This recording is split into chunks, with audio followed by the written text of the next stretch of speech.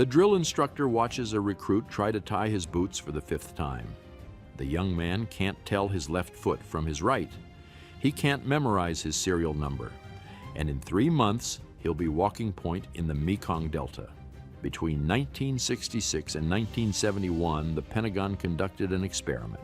They took men who had failed the military entrance exam, men with IQs as low as 62, men who couldn't read past 4th grade, and they sent them to Vietnam anyway. Secretary of Defense Robert McNamara called it salvaging the poor. The military called it something else. They called them McNamara's morons.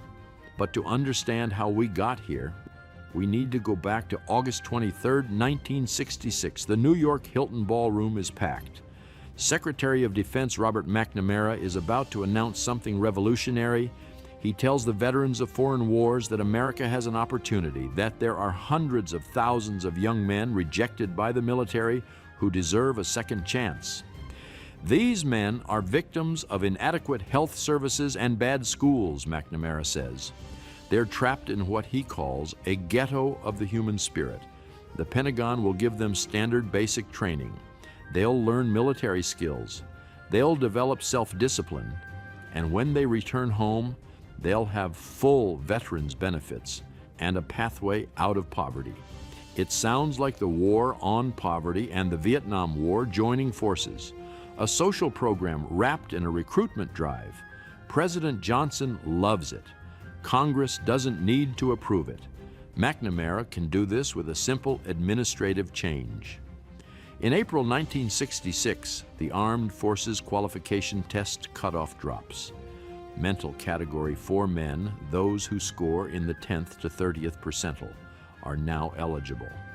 Some Category 5 men below the 10th percentile slip through administrative loopholes. The experiment has a name, Project 100,000, but McNamara isn't telling the VFW everything. Behind closed doors, the White House has a problem. They can't draft college students without causing massive protests. They can't call up the National Guard or reserves because those units are filled with middle-class white men with political connections. On White House tapes that wouldn't be released for decades, Johnson calls the recruits second-class fellows and tells aides he wants the military to teach them to get up at daylight and work till dark and shave and bathe. Inside the Pentagon, the reaction is even worse. McNamara's own staff tells him that officers don't want to be in the business of dealing with morons. They're already calling them moron camps. The numbers tell the real story. While Project 100,000 isn't exclusively targeting Black Americans, 40% of the recruits are Black or Hispanic, compared to just 10% in the regular military. The typical recruit is actually a white Appalachian or rural Southern dropout. But here's what matters. College students get 2 S deferments. The Mississippi National Guard, in a state that's 42% Black, has exactly 1 Black member out of 10,365. Project 100,000 isn't about helping the poor. It's about creating a 3rd category of soldier, a category where the sons of Yale professors don't belong. McNamara promised remedial education using cutting-edge technology, closed-circuit television, videotape instruction, a system where, quote, a low-aptitude student can use videotapes as an aid to his formal instruction and end by becoming as proficient as a high-aptitude student. A RAND study later found that only 7.5% of New Standards men received any kind of remedial training. The reason was simple. There was a war raging 8,000 miles away. Units in Vietnam needed replacements. There was no time for videotape instruction. What did exist were special training companies at Fort Polk, Fort Benning, Parris Island. The Navy recruits informally called their unit Funny Company. Novelist Larry Heineman, who served with the 25th Infantry Division, watched them at Fort Polk. These were the guys who could not hack it during regular basic training. It was painful to watch. Some of them could not even get the hang of so simple a thing as standing at attention. Drill instructors described recruits who couldn't tie their boots, who couldn't distinguish left from right, who couldn't memorize their serial number, who couldn't throw grenades in any sort of arc. Hamilton Gregory, who served as an Army instructor from 1967 to 1970, documented the case of a young man from eastern Appalachia Gregory calls him Johnny Gupton. He was illiterate. His teeth were rotting from abscesses. He didn't know there was a war in Vietnam. He didn't know what state he was from, and he believed a nickel was worth more than a dime because it was bigger. The basic training failure rate was more than twice as high. New Standards men failed at 10% compared to 4.4% for regular recruits. But failing didn't mean going home. It meant being recycled over and over until they reached some low standard and were declared trained and ready for Vietnam. The training failures turned desperate. Gregory documented suicide attempts. One recruit drank a bottle of Head & Shoulders shampoo.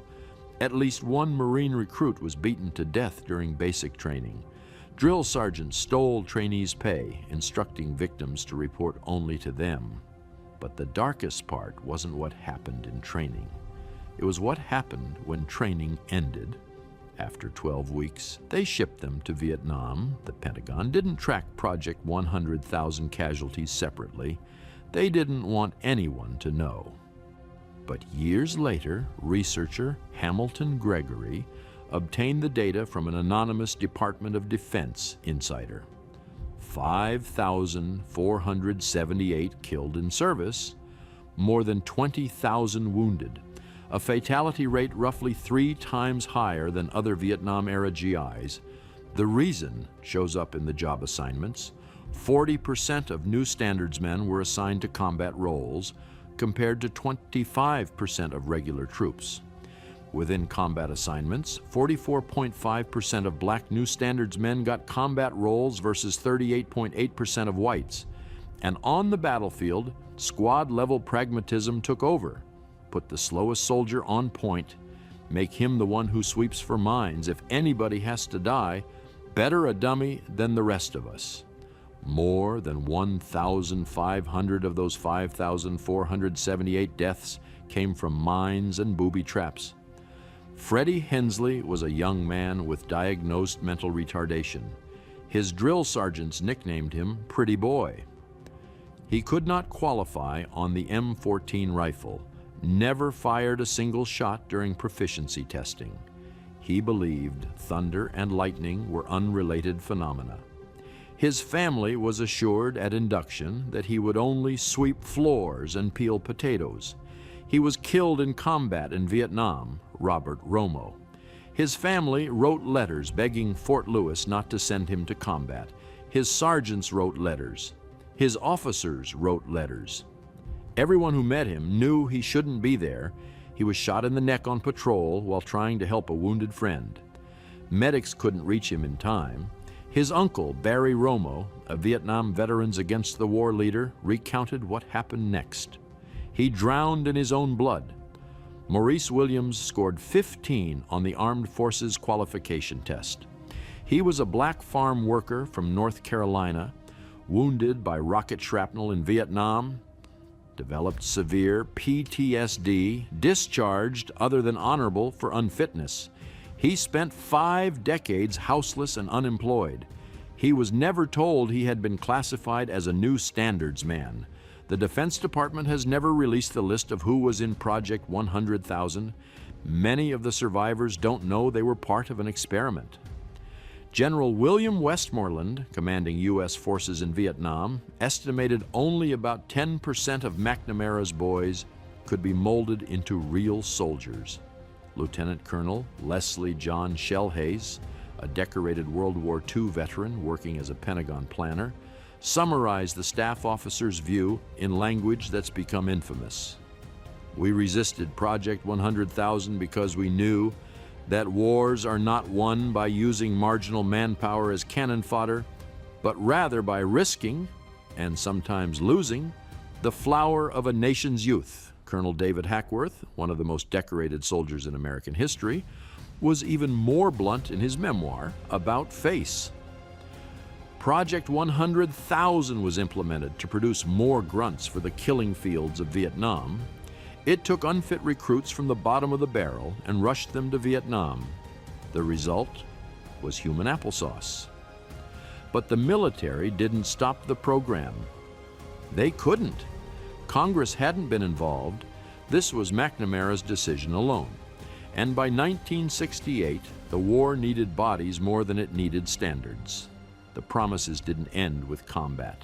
McNamara had guaranteed full veterans benefits, training in militarily useful skills, a pathway out of poverty, roughly 180,000 new standards men, slightly over half of all participants, received discharges under conditions other than honorable, usually for unsuitability.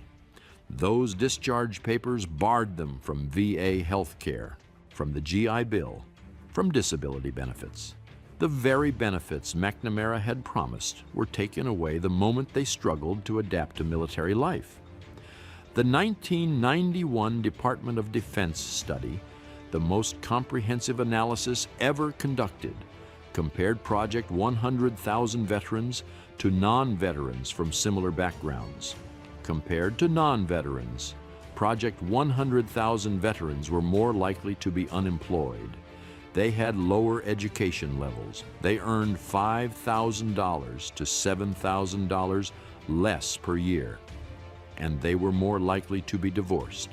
The military, far from being the ladder upward that Moynihan had imagined, was a downward escalator. Veterans who went through Project 100,000 were worse off than if they had never served at all. Robert McNamara left the Pentagon in February 1968. He ran the World Bank for 13 years. He wrote memoirs. He gave interviews. He reflected on Vietnam's mistakes. In 1995, he published, in retrospect, The Tragedy and Lessons of Vietnam. The book is 414 pages long. It mentions enlisted personnel 4 times. Project 100,000 appears 0 times. McNamara spent the last 40 years of his life refusing to address the program that bears his name. He died in July 2009 at age 93. He never apologized, but critics saw the truth even before the casualties came in. 3 days after McNamara's VFW speech, Floyd McKissick, director of Corps, told the New York Times that Project 100,000 was a cynical method to punish black youths for the social ills imposed on them by the major society. We were taking the black young men who had been crippled by our society and sending them 8,000 miles away to guarantee liberties in Southeast Asia, which they had not found in Southwest Georgia and East Holland. 8 months later, Martin Luther King Jr. gave his Beyond Vietnam speech at Riverside Church. He didn't name Project 100,000 specifically, but he indicted its logic. We were taking the black young men who had been crippled by our society and sending them 8,000 miles away to guarantee liberties in Southeast Asia, which they had not found in Southwest Georgia and East Harlem. Muhammad Ali's draft case connects directly. He'd been classified 1Y, unfit for service, in 1964 after failing the AFQT. In February 1966, as McNamara was preparing Project 100,000, Ali was reclassified 1A. The same standards that created Project 100,000 made Ali eligible for the draft. Modern historians have confirmed what the critics knew all along. Christian Appy's Working Class War documented that roughly 80% of the 2.5 million enlisted men who served in Vietnam came from working class and impoverished backgrounds. Project 100,000 was one mechanism among several that produced a class-stratified war. The sons of privilege got student deferments. The sons of the middle class got guard and reserve slots. The Sons of the Poor got M16s and one-way tickets to Da Nang. Project 100,000 ended December 31st, 1971. It was phased out quietly as President Nixon's Gates Commission moved the country toward an all-volunteer force. The draft itself ended on January 27, 1973. The program that Robert McNamara launched with a speech promising to salvage the poor disappeared with barely a mention in the papers. Total inducted 320,000 to 354,000, killed 5,478, wounded 20,270, discharged dishonorably approximately 180,000. But the consequences didn't end. Tens of thousands of veterans carried the stigma of bad paper discharges. Thousands more dealt with PTSD, physical disabilities, and a VA system that had no record they were part of an experiment. The program's ghost returned during the Iraq War. Between 2005 and 2008, facing severe recruiting shortfalls, the Army quietly raised its Category 4 cap.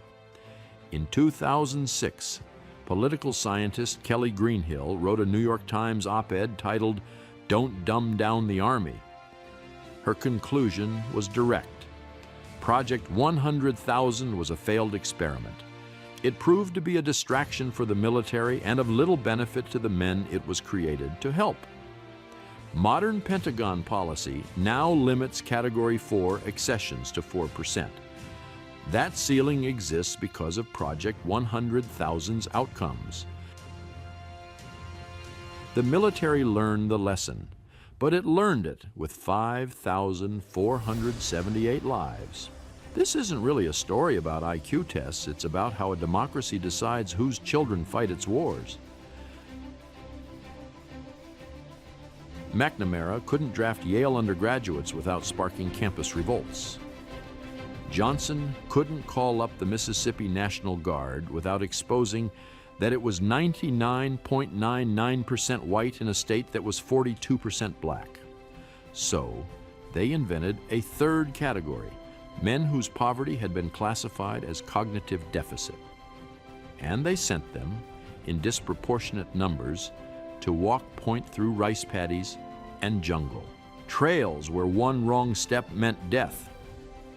Laurence Baskier and William Strauss both served as senior officials on President Ford's clemency board. In 1978, they wrote the program's epitaph. They never got the training that military service seemed to promise. They were the last to be promoted and the first to be sent to Vietnam. They saw more than their share of combat and got more than their share of bad discharges. That sentence is Project 100,000 in its entirety. The promise was training, opportunity, and honor. The reality was exploitation, casualty, and shame. On the Vietnam Veterans Memorial in Washington, D.C., there are 58,281 names. At least 5,478 of those names belong to men who never should have been soldiers in the first place. In February 2025, a Duke Law Journal article titled "Reparations for Project 100,000" argued that the surviving veterans, many of whom were never told they were classified differently, are owed organized redress. Most survivors still don't know they were part of an experiment. The Defense Department has never released the names. McNamara's defenders say his intentions were good, that he genuinely believed the military could uplift the poor the way the World War II GY Bill had, that he had faith in educational technology and human potential, but intentions didn't survive execution. The men received no remedial education. The special training units were holding pens, not classrooms. And the people delivering on McNamara's promise were combat sergeants in the Mekong Delta, who had one priority: keeping their squad alive. The war on poverty's most lasting battlefield turned out to be a Vietnamese rice paddy, and the men sent to fight it were drafted by their schools, their zip codes, and a Pentagon that promised them everything. 5,478 killed, 180,000 stigmatized, most still don't know, and delivered them into what Colonel David Hackworth called human applesauce. The Vietnam War's legacy continues to shape American military policy today. If you want to understand how this connects to modern military recruiting, watch this video next. And if you found this documentary valuable, consider subscribing. We cover the hidden stories of the Vietnam War that shaped the America we live in today